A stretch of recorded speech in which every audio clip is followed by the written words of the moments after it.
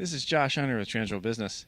We're here at Quiksilver's global headquarters in Huntington Beach, California, to meet with Reese Forbes, a professional skateboarder, to check out their latest premium denim line. So you were sort of the pioneer as far as, an athlete with, a signature piece of denim. I was the first guy to just put my name on it. So it was kind of it wasn't risky or anything. It was just like, it was an opportunity to do it. And so it just made sense. I mean, skaters wear jeans, so. Right. So specifically, to your signature denim this year, what are some of the features that you guys built into these things so they would perform, and how they come about? Well, a lot of the things that some of the attributes that I love about jeans that aren't necessarily Quiksilver, but other makers, like people that have been making denims forever, are just like a heavier gauge, like heavier thread, and like well-built jeans. They just last longer. So I just kind of wanted to stitch everything down twice, and then some of the rivets, like if you fall down and you get you fall down on some of the rivets, they turn into like little razor blades. Yeah. So I wanted to fix that and make those rubber, and they just look kind of slick too. And then blowing your crotch out, that's never fun when you spend like $70 on jeans, and then 3 days later they're just blown. So we wanted to fix that too. So we fixed that on everyone's signature, and then just get the colors right, so you kind of have a little bit of everything.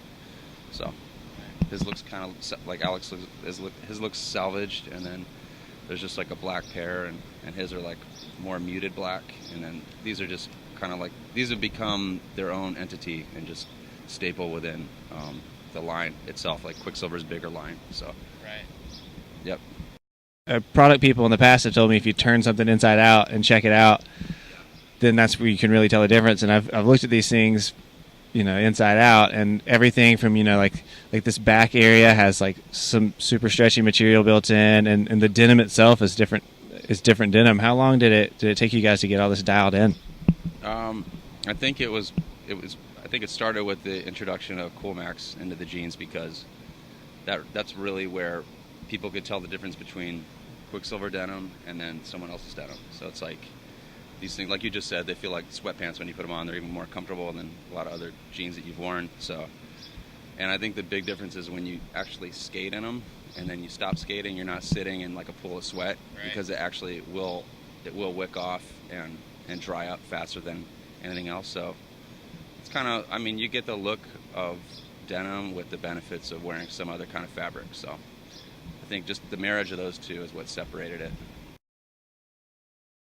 We talked with Reese a little bit about some of these features, and I know that to get those dialed in, it had to be just an amazing challenge. From a marketing standpoint, how do you make sure that you do your due diligence or whatever to make to use those features to your advantage to really market the product?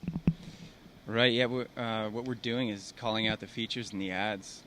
We don't want them to go unnoticed. They may be kind of minor details, like a rubber-coated rivet, where we've seen footage of guys eating it on the pavement, and a rivet will just stay in their hip. Right. So there's certain things, just all these features embedded in here. We want to make sure they're communicated, because it really adds a lot of value to these jeans.